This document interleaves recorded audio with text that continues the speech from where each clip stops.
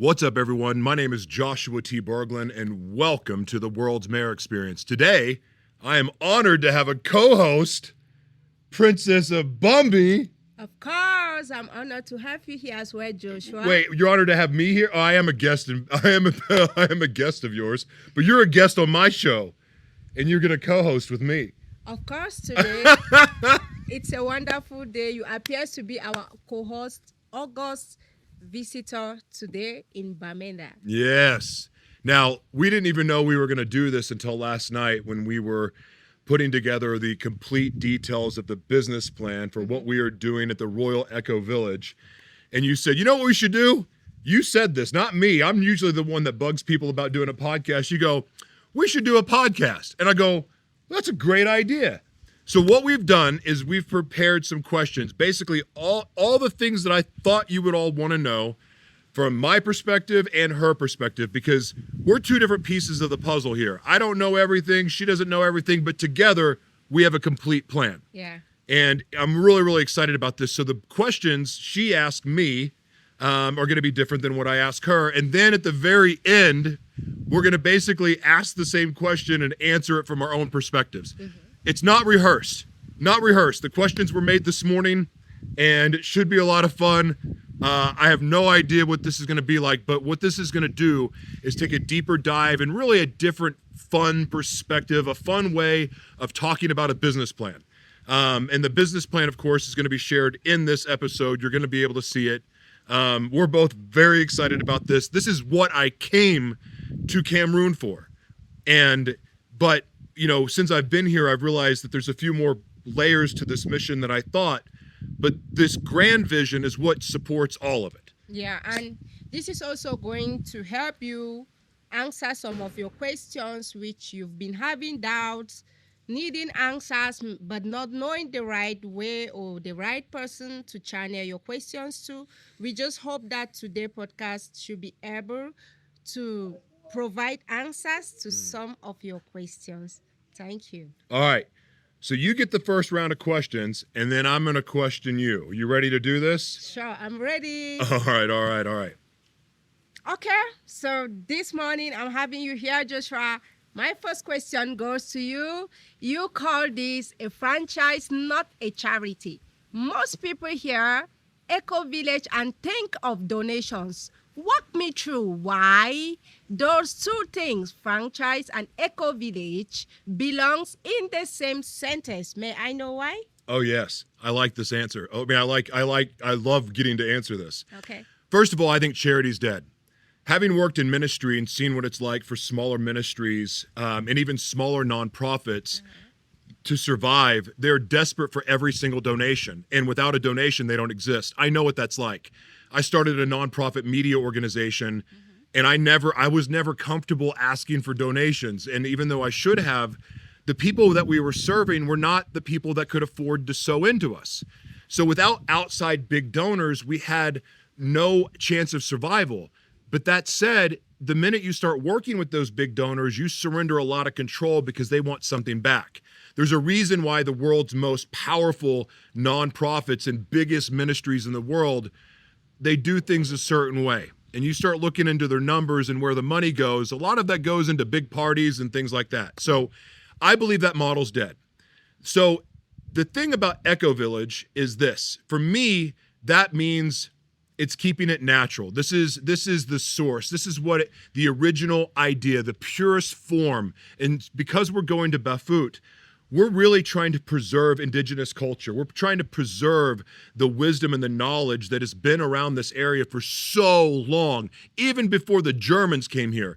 Like, this is about preservation, preserving that and keeping that pure. However, without that message getting out to the world, it's not sustainable. So the options are, you can sell your soul, so to speak, where you have corporate donors come in, but then they come over and take over. They start telling everyone how to do everything, and you lose the purity of it. Now, the franchise model of this also sounds like it's very corporate, but here's where it's different. This is a sovereign franchise. Sovereign means keeping yourself pure and free, without corruption, without corporate takeover, without outside influence. Again, I've worked in Hollywood. I know what it's like to, if you don't do things the way they want you to, you don't get the part. You don't get the opportunities if you don't play their game. I don't like that. And one of my favorite things about media is the ability, now that we have this power of media in our hands, we have this ability to create the way we feel led, the way that feels pure to us. We can stay true to who we are. We will not have our voices taken. And so this model is about creating sovereignty and prosperity in the local communities that we work. Now, there's more to this answer, but I don't want to answer questions that are going to be coming later about the franchise model, how all the different locations work and so on. But I want to say this, no matter where we go in the world, and by the way, even when we go to Uganda, Bafut comes with us. And we'll get more into that later. Yeah. But we want to keep the purity of that community. We don't want to come in and disrupt it. You know, there's smart cities being built all over the world, and it's taking away cities' identity. It's creating a new identity, but the people that love the values of that community and the traditions of that community are having it stripped away. Gentrification has had a massive effect on that in America, and I'm sure other places in the world. We're seeking to keep the purity of that, the sovereignty of ourself, our own gifts, our own talents that God blessed us with, and also the cultures that we grew up learning about, keeping that pure, but then also finding a way to take it out to the world to create endless revenue streams and also to empower the community. And also, it's about bringing people back home. So many people left home to find opportunity for various reasons I won't go into right now. We want to create something here that people, when they do come back home, because there is an opportunity to succeed, what they see is what they grew up hearing about. The people of Bafut, the people of Bamida, it's going to feel like it's always been, the culture has stayed intact, but now with opportunity and sovereignty. Of course. Wow, Joshua, that was really, really powerful. Thank you. That was powerful. And now I would like to know something again. You built something called the media company in a box. What does that actually mean for a young person in Bafut who has never heard a microphone? That's a good question. We're not even using a microphone now. And I didn't have a microphone when I started either. I actually cried. There's a video out there of me crying when I bought my first microphone because I'd been homeless when I first started my talk show. I mean, literally straight out of being homeless, and it was on my heart to start. I didn't have any equipment. I treated Facebook Live like it was a TV show. Anyway, so Media Company in a Box is essentially the media system that I created that shows creatives of all kinds, regardless of your background, whether you have any money in your bank account, whether you're mentally ill, whether you're disabled, whether you're a convict, whether you're wealthy, doesn't really matter. But this system allows people to create endless revenue streams, multiple ways to make money, just simply using your God-given gifts, talents, your wisdom, and your stories and intellectual property, all while protecting your intellectual property. So that's where the sovereignty comes in, right? There's multiple ways this creates sovereignty. So my system, like if you're a child out there listening to this and you don't have a microphone, you don't even really have a good cell phone, that's fine. You can still get started. But what this is, if you know how to run TikTok or YouTube, you know how to create a channel, guess what? You can run a media company, because I'm going to give you a secret. It's the same process to publish a book as it is a YouTube video. If you want to create merchandise, which by the way you can do for free to sell to your fans, you can do that for free too. There's all kinds of platforms where you can do that, but literally the process is the same way. A podcast is the same thing as a YouTube video. It's the same exact steps with a few little changes. So this is to show you that you need to stop wasting your gifts and talents on social media. Use social media for fun, but then to drive traffic, website traffic, people back to your platform that you own. And here's the thing, there are free websites out there available for all of you. You can build a website from a phone for free. You don't need money. Is it better to have money? Absolutely. But for you creators out there that are putting all of this beautiful, amazing content that's so well thought out, you write beautiful poetry, you do amazing spoken word, you play your music, save it for your platform. That's what media company is all about. It's creating endless revenue streams, helping you create a legacy, and empowering you to create endless revenue streams simply using the gifts that God gave you. Everyone is qualified to use this if you're willing to live in your truth. Wow, Joshua, I picked out one thing about this microphone. I understood what Joshua is saying perfectly well, so I just want to make you understand from my own understanding that your first microphone is your voice. It's not the equipment. That's true. It's not that equipment. Your voice is your first microphone. So forget about the equipment first. Be ready to sit in front of the camera, on or off, and you send out something.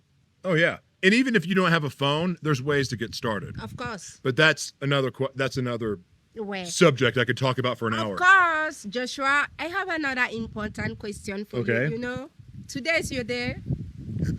You talked about the community owning their stories, but what does ownership actually look like in practical terms? Who holds the right and how does the money flows back? Well, that's a good question.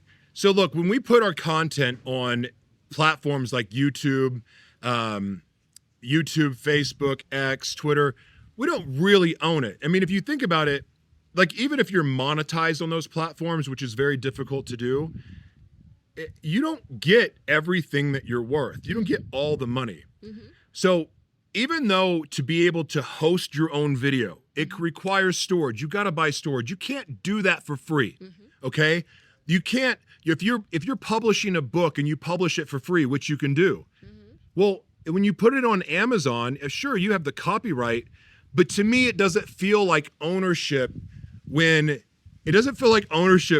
you're having to pay them basically, that you pay them a commission for being on their platform. Technically, is it ownership? Sure. Not in my view, though. Like what I'm trying to do with what I teach, and even though it doesn't cost money to start, is to start generating those multiple revenue streams so that you can start investing in your platform that becomes completely sovereign, where you can host the video on your own. And then to drive traffic to your platform, you use things like Opus Plus, which is clips. It's an automated clip generator. There's lots of ways to do clips. But the idea is when you share on social media is to drive traffic back to your platform. But even if you say you don't have money to do your own hosting for video, for podcast, even if you create a merchandise store and you're having to use a drop shipper where you're not buying the inventory, but you print on demand, okay? You're doing all that. One way that you can create a sovereign platform and that you can own your story and so on is you can use the free video services that are available, but still host them on your website. You can embed them into the website. But then you can have services. You can do things like, most websites come with some standard hosting. You could create a video series where that's put behind a paywall. You know, you do a series, like you do a lecture on a certain topic. The first thing I think about is the food in Cameroon. You know, like I think about that, like chefs creating stories of how to cook. You can monetize that. Yeah. But you have other things of value that you can monetize on your own platform. So even if you cannot afford the hosting fees, it doesn't mean that you still shouldn't be conditioning your audience to come to your platform to view. Yeah. So even if you're on YouTube, only send them back to your website. Only send them there, because then you have services, consulting, it could be consulting services, it could be educational series, it could be your blogs, right? Your blogs can be a revenue source. You can use banner ads. You can use affiliate relationships and other things. There's so many ways to monetize your blog. But the one thing that I highly recommend everyone do when they start their own platform is to start building a mailing list. Because what will happen is that you start to generate money and income. You want to invest in self-hosting. You want the ability to really own the rights to your book solely, where you could sell directly from your own platform. That way you can keep 100% of the money, because you deserve that as a creator.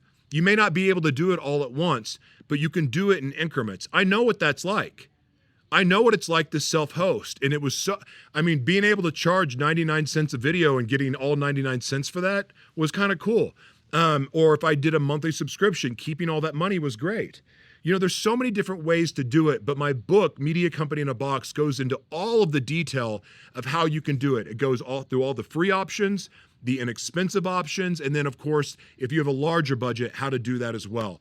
So the money flows back through whatever you can create, whatever value you can provide. But because every form of media has revenue ability attached to it, there's really endless revenue streams in that. You may not own everything at first solely, but you can start getting people to come back to your platform, and the things that you do own, like your intellectual property, your services, and so on, you can keep 100% of money there. There's one thing I want to talk about, because I know there's a lot of teachers that listen. Teachers, you have an opportunity right now to teach an international audience, no matter where you are in the world. You can teach private homeschool lessons. You can offer that service. You can teach a different language. There's so much that you can do. And again, my book goes into detail there. And if you are in Cameroon, my book is available to you for free. Next question. Okay, Joshua. For a while now, you and I have been trying to work on the Royals Eco Village vision, and you have been tabling down your ideas while I have been doing the same. But today, I'm so curious to find out about something. Why do you see that solar panels before walls explains that decision to someone who thinks building the structure comes first? Well, actually, I don't even want to take credit for this idea, because it's really your idea. Yeah. Yeah, it was your idea, but I don't... It is your idea. I'm not taking credit for it. Yeah, I want to hear your own because opinion. I know solar panels are extremely important. Look, I in America, people mock solar panels and renewable energy and wind energy and so on. I mean, I do that. Windmills do kill a bunch of birds, but they mock it in America. They don't really take it serious. And let me tell you something. I might have been one of those people. I might have been, because solar in America is expensive compared to other places in the world. And it just didn't seem really practical. But I got to tell you, I've had a complete attitude adjustment about this, because in Cameroon, and the almost a month I've been here, we've pretty much been without electricity the entire time. We have it every once in a while throughout the day, but we had like 5 days in a row with no electricity. None. We don't have electricity right now. None. When my computer dies, it's dead, and we got to hurry. Oh my gosh. So we desperately need solar panels here. That way we don't have to rely on the electric company. And so the idea with the Eco Village is pretty simple, because with solar energy and the way the lighting works at the village, people can work 24 hours a day. Okay. Multiple shifts of people can come in and work. So the timing of the timing of how quickly it gets built is going to be way faster than traditional construction, because we're not going to have to rely on the power grid. We've created our own power. Wow. That was great. You said it was my idea. I didn't want to take the credit. It was your idea. I'm happy that you were able to resonate with my idea. I think it's brilliant. It's not all what I said which may be right. Sometimes sharing the idea with you is to concretize things and see if we are moving ahead. Okay. Well, so still a good idea. Another question. You described this as a television network. If Bafut is the flagship station, what does that mean for the 4 sub-villages, and how do they connect? Okay. So think about the Eco Village as Netflix. I'll use the Netflix analogy. But you have to think multimedia, omnimedia, Netflix. So this means podcast, could be radio, it could be movies, documentaries, it could be books, it could be courses, it could be consulting services, and so on. So the Eco Village itself is Netflix. Okay, visualize, everyone. And so now I'm a person there. So as you see a movie on Netflix, well, now picture me as the movie, because we're all movies, if you think about it. All of us. Our lives are a movie, right? We've got stories. Okay. But the difference is, other than it just being a movie, it's me. And then it's me and all my intellectual property. It's me and my wisdom. It's me and my gifts and my talents. And at minimum, each person is going to have 8 revenue streams, okay? Now But I actually, you go to my website, I think I have like 70 something. I don't even know how many it is now because every time I create something, it's a new revenue stream. I mean, honestly, and that's how it will work. So then you have your channel, right? Yeah. Okay. But then you think about all the students. 1, 2, 3, 4. There's 25 people on your staff, I believe. They all have their own channel. So do the math there, okay?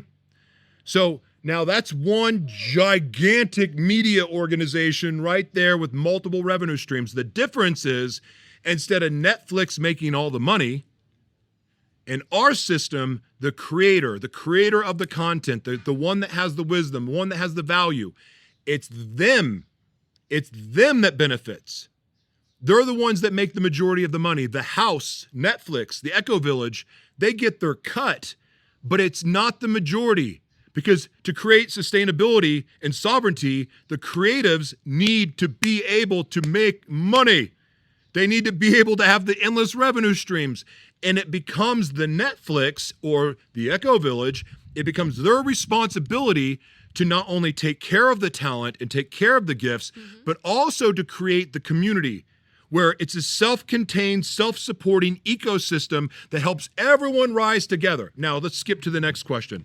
Not the next question, but the next part of this phase. I'm gonna plug my solar panel in here to see if that helps charge things. All right, good. Now we have power. All right, we can keep on going. I thought we were about to run out of time. No. Okay, that's why I started talking fast. I got nervous. All right. Okay, so that's one Echo Village. But phase 2, so in each of the hubs, by the way, they operate in the same way. And they're all interconnected.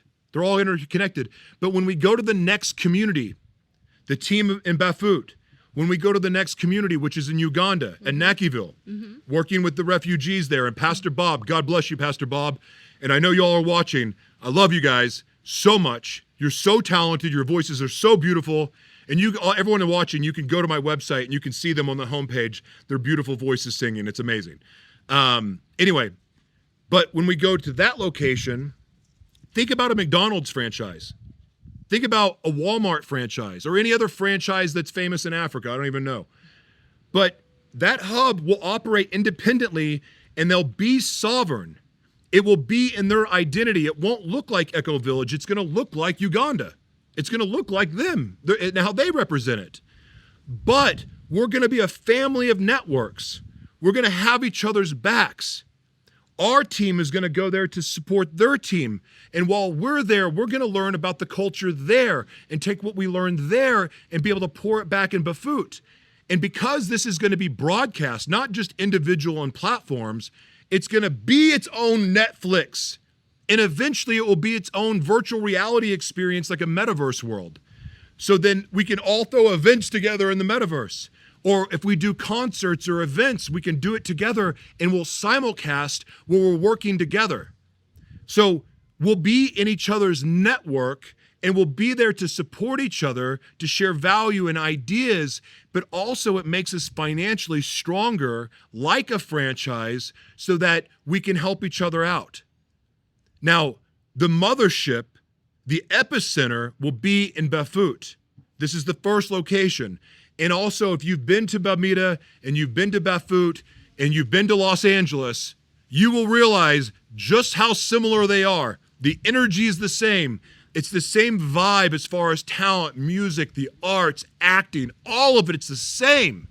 It's the same. The hills, the landscape, it looks like Los Angeles, but probably more unique, to be honest with you. Probably more unique and probably more tropical than Los Angeles too. But that said, it's the same. And 10 years ago, before everything crazy happened here, they were already trying to do that. So the vibe, the community, they all want it. So it needs to be the next hub, the epicenter, the next entertainment capital of the world, but entertainment for good because we're not enslaving people, we're empowering them. Okay? So then when we go to the next location, to Nigeria or wherever we're called to next. It could be Afghanistan. I don't know.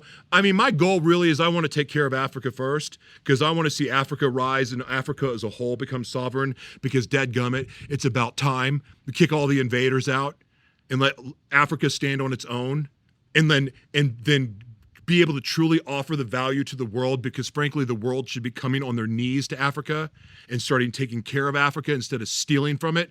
But that's a whole other rant. So the idea here is to interconnect all of it like a giant TV network. So it's all, even though each location's self-supported and self-contained and helps everyone rise together, as a community, it becomes even stronger.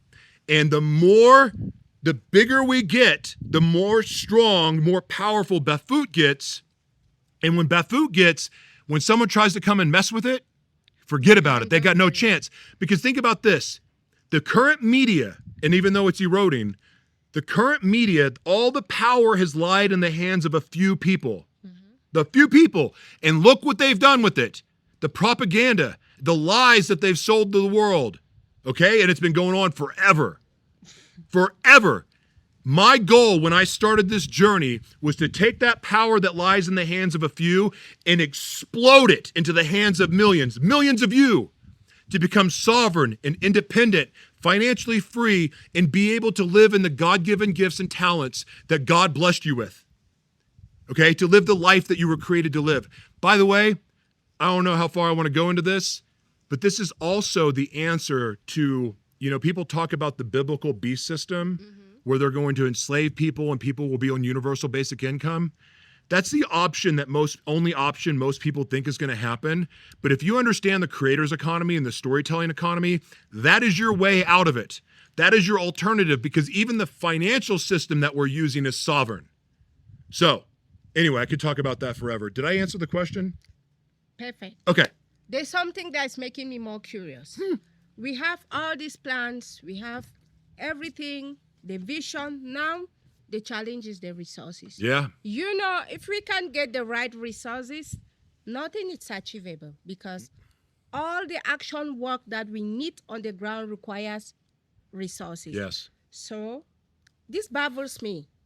Maybe, I don't know whether at the end, I may be able to get what I want to get in terms of funding and your financial support regarding your vision here. So here is a question I have for you. Okay. You said your consulting work funds your presence here in Bafut, in Cameroon, and in Bamenda. How does someone hiring you in America or Europe directly benefits the people of Bafut, of course, and the mission that you're here for? That's a good question. So first and foremost, this is the direct answer, and you can actually attest to this, because a lot of people think I'm here to take, and so I love to address this question. Okay. So not only did it cost a lot of money for me to get here that I paid for myself, not only does it cost me a lot of money to stay here, because I have to have security, I have to have a driver.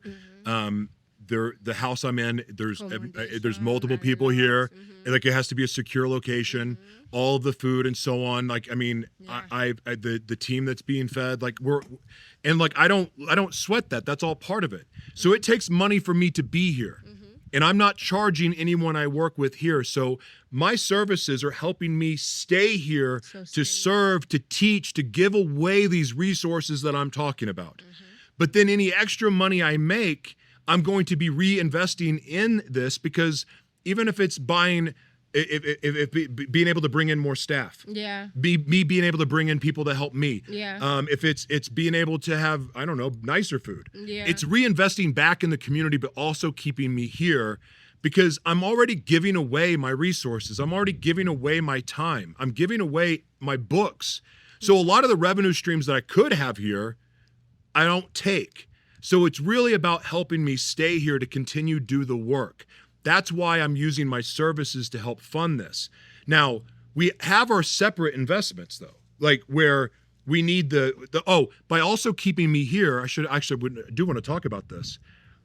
I'm using like the data I use, like this data. Exactly. I have to pay for all of this. So to be able to get these messages out, to advocate for resources, because I understand media better than, no offense anybody, but I know media better than anyone here.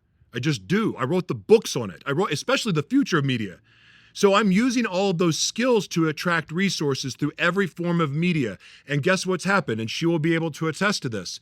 We have resources coming. We have resources coming from Sweden. We have locals that have they're donating the electricity equipment to be able for the school to teach people to be an electrician. We have sewing machines coming. We have all of these other resources coming and other partnerships and then donations coming. and other opportunities, that's coming from the media work that we're doing. So that's what you're funding. By hiring me, you're helping me continue to fight and pull in resources, bring in, if we're able to get grants, I don't even know, because we're blacklisted from all the grants because it's Cameroon. Like, it's challenging. It's really so someone challenging. needs to be here fighting, and all of that takes money. And that's why I'm using my services for that. I'm not using it to buy, because I'm not cheap. I'm not cheap to work with. Yeah. But I'm not using that to buy nice cars. I'm not buying that to buy new suits. I'm not buying that for new cologne. I'm buying it to stay here and serve. Yeah. To add to what Joshua has said, Joshua, it's so amazing. He surprises me a lot. Why? Joshua left the United States of America, coming here. He left luxury. He left a lot. My organization did not pay for his flight. We didn't pay for his coming here, his food, a lot of things. We as an organization, we support in our little ways. But when it comes to Joshua's upkeep here, honestly, the financial constraint of the organization here cannot keep Joshua for the length of time that he wants to be here, and also cannot sustain Joshua in terms of resources such as internet and others. Yeah. Joshua have been spending a lot, and Joshua is not permanently employed under anyone. No. He is working as a sole individual on his own. And again, he spends directly and indirectly here, because we move around to empower people to do the work that we are doing. Nobody is paying the driver that we drive around with. There are a lot of things that Joshua have been putting in his money on. And I resonate that hiring Joshua from Europe or wherever you are to offer him work, whatever thing that can bring resources in his account, is directly supporting this vision directly or indirectly. Remember, this vision needs resources. If Joshua is not able to get to the location that the people can be empowered with the knowledge that he has, it's the people that perish. I often say knowledge becomes knowledgeable only when it is shared, and the people who are in need of that knowledge benefit from it. So it wouldn't make sense if you are here and you do not have the right resources that can take you to the right places. I know that my people need help. Yeah. And so wherever you're watching us, if you have jobs, opportunities to support Joshua, to hire him to do, the money is not going to his pocket. No. We are not giving Joshua anything. Joshua is a wonderful person. He's a gifter. He gives a lot. He's very, very open, and for that, I've been a witness. That sometimes I feel skeptical, like, Joshua, you're giving away everything. That is how he is. So, Joshua, thank you once more for choosing my community and for your sacrifices, for everything you do for them. It's my pleasure. I literally prayed for years for God to bless me with enough money where I could travel the world and serve. That was my prayer, and I was actually praying that prayer when I was still a junkie. And it's funny because God does answer prayers, and they don't always show up the way you want. I used to pray for a driver. I used to pay for a driver because I wasn't a good driver. And then God made me disabled. And so I couldn't drive myself. And now I'm in Cameroon, and I wouldn't even try to drive if I could. So, like, funny how God answers prayers, but nonetheless, I did pray for this, and it is my goal. It didn't show up the way I thought, but I am in the place that God put on my heart to be, and I'm grateful for that. Okay. All right, next question. All right. What happens to the network in 10 years if everything goes right? What does Bafut looks like in the media hope?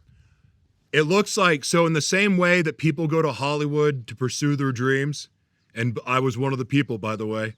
Okay. I know what that's like. And one of my favorite things about Los Angeles, and I still love LA. I love it. I love Hollywood, even with all the wicked stuff around it. There's something really amazing about being in a place where everyone there is pursuing their dreams. Okay. There's a brokenness there too. And so I remember multiple times being put in situations in Hollywood and LA that I had to compromise my values or I wouldn't get the part. Now, I compromised my values a few times, and I regretted it. There's other times after I gave my life to the Lord, I didn't. And I remember what it was like to get screwed over multiple times, and I won't go into all those stories right now because there's quite a few. But I remember saying to myself, if I ever get the opportunity to make this right, if I ever give the opportunity for all the people that have been taken advantage of, the people that have been hurt, used, and abused, and so on, if I ever get an opportunity to make it right for them, I'm going to do that. I'm going to build the biggest media company in the world, and it's going to be about empowering people, not enslaving them. So the way I envision this in 10 years, and I actually do think this is going to happen before 10 years, but I'm an optimist like that. I believe that people will come here in 10 years from all over the world to pursue their dreams and make their dreams come true, and also, more importantly, to learn how Bafut did it, how Bamida did it, how this community rose from the ashes to become sustainable, prosperous, free, and beyond. I envision, just, not only the, agriculture, agriculture is huge in Southern California too. I imagine agriculture being such a centerpiece of this community too, but farmers prospering, people actually not looking like, oh, farmers, that's for the uneducated and the illiterate. No, looking at that as a true, powerful, amazing job to have, but then also, people that are actors and musicians and artists and talents being able to showcase from here their talents to the entire world. People from Asia, the United States, Mexico, Spain, Australia, New Zealand, all coming to Bafut, flying into the Bafut airport to come make their dreams come true. And then instead of Hollywood hearing the stories, and by the way, the weather is better here than Hollywood, but people coming here with the suitcase to make their dreams come true the same way they did in LA. That is what I see in 10 years. Wow, that is wonderful about Bafut. And Joshua, before meeting you, it's just over 2 months now since I knew you. Before meeting you, you have served so many African countries for the past 11 years. Yeah. But you have never been to any of these African countries. No. You never visited any of these African countries.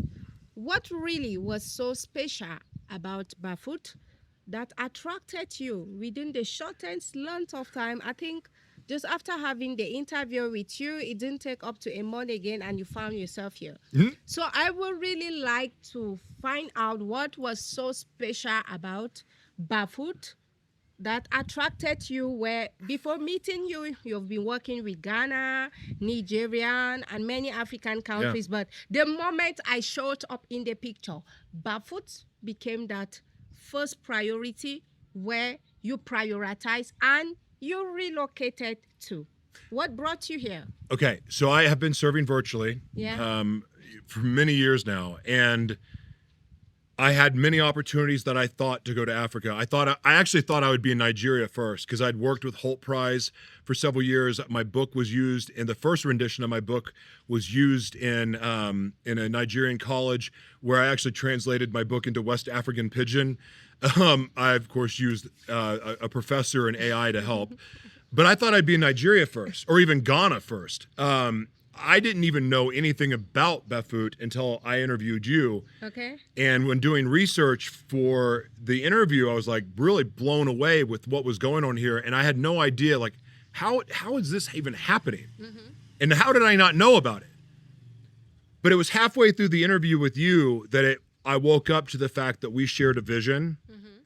And by sharing that, like sharing that vision made me go, that's where I'm going to be. I'm going to be there. And again, one of the other things too that kind of blew me away in my childhood visions, I've shared about my first vision coming after being molested. The vision I saw and other visions thereafter, what I saw in the royal palace where your father lives, wow, it looked just like that. Oh. And like some of the images that you sent to me, I'm like, I saw this. Oh my gosh. So it was just perfect alignment. And the irony is that the most traumatizing event of my life, the first one, showed me not only the place where I would fulfill my purpose, but also where I would heal. Okay. So it was from the interview with you, halfway through, knowing that we shared a vision, and I don't believe in being in a relationship with anyone I don't share a vision with. I don't believe in working with people I don't share a vision with. If there's no alignment, I can't be in it. Okay. Because then I'm going to get derailed. We had perfect alignment, and the longer I've been here, the more aligned I realize that we are, and for that's why I'm here. This is why Bafut. Wow. All right. Thank you for choosing Bafut once again. It's my pleasure. Okay. And I'm regretting to say this, but we have a very little battery left, so we're going to have to get through this. You ready? I'm ready. Because I know you like to preach. And I'm long-winded too. Now I wish I would have kept my answers shorter. Oh, no. Okay. Your father has been king for 52 years, and his palace is a UNESCO World Heritage Site. What does it mean to build this eco-village in the shadow of that legacy? Wow, wow, wow. What a powerful question. I want to start with the legacy of my father. The 52 years of leadership once left a legacy before my father took up for these 52 years. What do I mean? This legacy was handed down to my father by my grandfather. Wow. And of course, my father again took the legacy, and he has already built it again for another 52 years and is still building it. Looking at the UNESCO World Heritage aspect of the Bafut Royal Kingdom being in the days of my grandfathers, it was not a UNESCO World Heritage Site. So the first legacy that my father built during his reignings, I can say, is this United World Heritage Site, because the Bafut Kingdom was renounced. It was a great kingdom, but was never pronounced a UNESCO World Heritage Site. That means there is a legacy that my father built, which attracted the world globally to term it a UNESCO World Heritage Site. Why? When we talk about UNESCO World Heritage Site, that means there is an attraction, natural resources, something that is special about that place, because it's different nations that comes together with their ideology to offer that respect or attribute or honor of a name as a UNESCO World Heritage Site. So that is already a legacy. Growing up as a princess, I do not only want to limit myself at the level of inheritance, inheriting a legacy that my father built. No. My grandfather did his own legacies by defeating the Germans. My father, the king, came. He has brought up the legacy of a UNESCO World Heritage Site. What am I, as a princess, as a leader, doing? This is where the picture of the Bafut Royal Eco Village is coming out to play a significant role, which that is what we are fighting for. That is another legacy that we are building in Bafut. A sustainable legacy, not built by the king, but by a princess. My grandfather, the king, did. My father, the king, has done it again. Me, what legacy am I doing? Yeah. So I am trying to expand this legacy, not to be limited at the level of kingships, but where we see that a king, a princess, or a prince is involved in the legacy. So this is a very, very important legacy in the history of Bafut community that we are building, because it's going to serve as a sustainable legacy to the community. These ideas that we are building, if we cannot get a location or a structure where these ideas can be implemented and practically observed, demonstrated, then that idea ends at the level of an idea. What ends at the level of an idea is not sustainable, because 1 month, 2 months, 3 months is gone. Yeah. But where we have a legacy of a structure there, it gives us more opening. A good example, the event that we went last time and launched at the Spee Gallery Art Center in Bamenda. If the Eco Village structure was already there, do you know that should have been the center that should have pulled the crowd of those musicians to demonstrate there? So this is a legacy that will be sustainable, because sometimes we have some of these ideas, but we need to go remove money, pay to be able to have structures or places. Okay.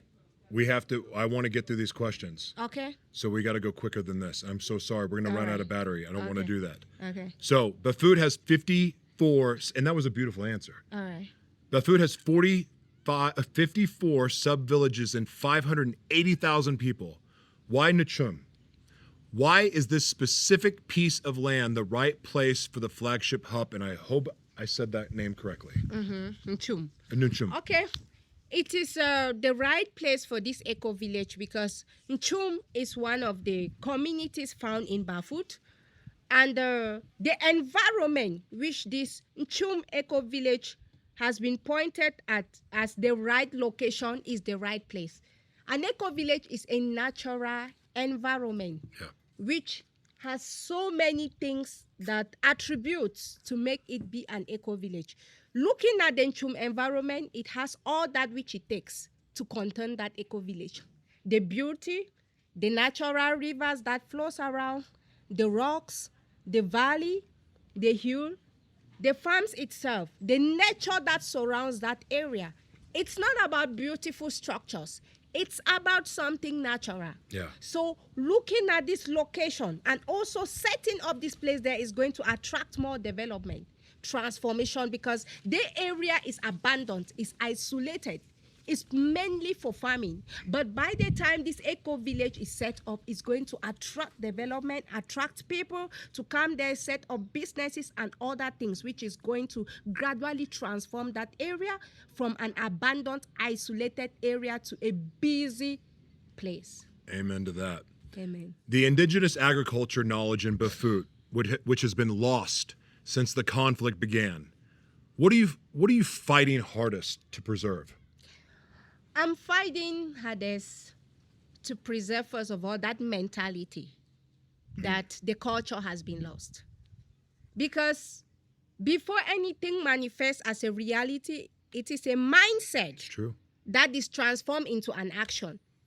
I don't want that ideology that the culture has been lost to be in the minds of the people. I want them to know that the physical threats, crisis, or whatever thing happens should not kill their mindset of who they are. Yeah. Because what is happening physically, and what you have within you is within you. There are times that we learn how to control ourselves by disconnecting from the physical. Let's not be carried away with what is happening. Let's maintain what we believe in. The culture is great. It's a heritage. It's a legacy. And it is in you because you carry that Bafut blood. That means whatever is happening there should not affect what legacy you carry in you to protect and to preserve it. So my greatest fight here is for the mindset of the people to know that with time, everything will be okay. They should not give up. They should keep on hoping. Now, this is an important question, and I pray that we can get through this one because it's the most important. If not, I just want to prepare everyone. We're going to probably do a part two. We are going to do a part two. Okay. But the women of Bafut have always been the economic backbone of this community. I've seen it firsthand. It's amazing to me. What role do you see them playing in the eco village that goes beyond what they've been allowed to do before?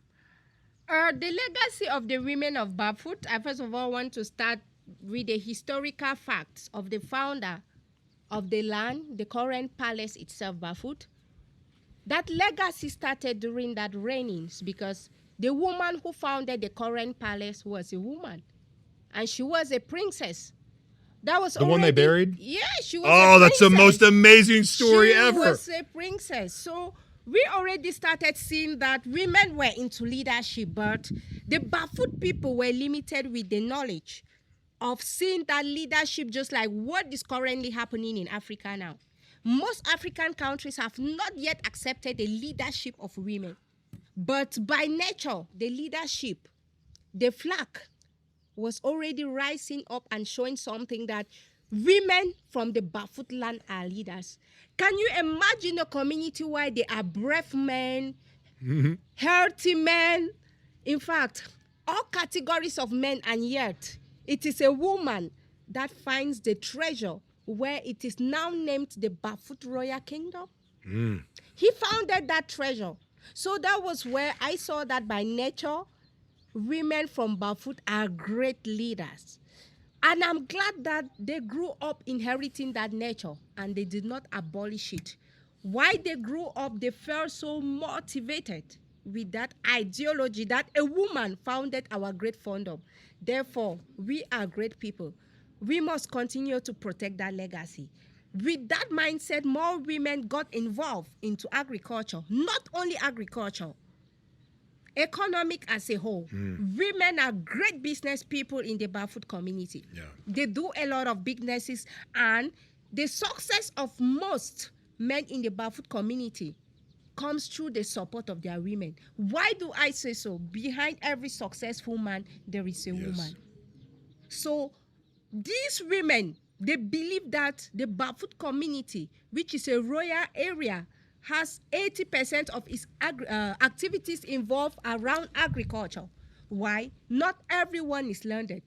Some of these women are literate and some are illiterate. So they saw agriculture as the dynamic occupation that can create jobs and empower both literate and illiterate. Because someone who is not literate enough, he is illiterate. If he has his piece of land, he can farm on his farm, harvest his crops, sell in the market, and sustain himself without necessarily taking documents in search of a white-collar job. So when the Bafut women saw that this was a flexible way of bringing up the population of the literate and the illiterate in terms of job creation and not job seekers, more of these women began encouraging their children to do farming. Farming never pays. The soil never pays. I often say all lives depends on farmers. Even the president depends on farmers, because no matter the money that he have, if he goes to the market and there is no food to buy, he cannot survive. Making us understanding that farming is very, very essential, and I don't see any need why the youths of Bafut would want to play with this farming legacy.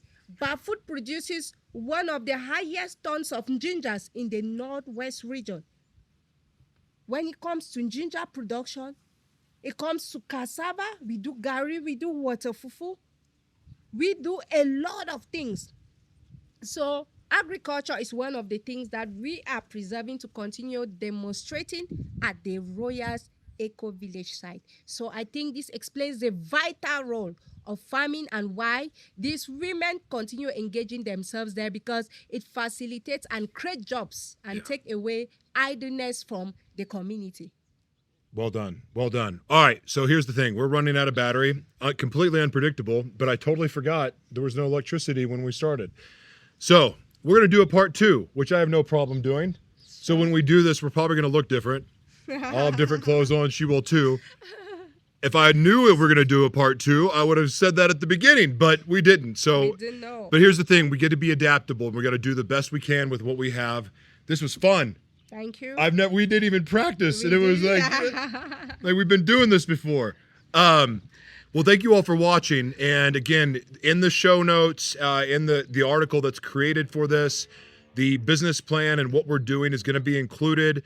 But you want to watch part 2, and here's why. Because we're going to finish questions with her, and then we're going to ask each other the same question, and you're going to hear our different perspectives. Because even though we get along really well, we do have different perspectives. So of course. This is going to be fun.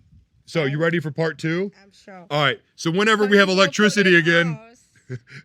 Amplify our voices, share our videos wherever you come across this. Sharing our videos is amplifying our voices. Let our vision go viral. You are because we are because you are. Obutu. Thank you. This is the World's Mayor Experience. Signing off. Have a blessed day, everyone.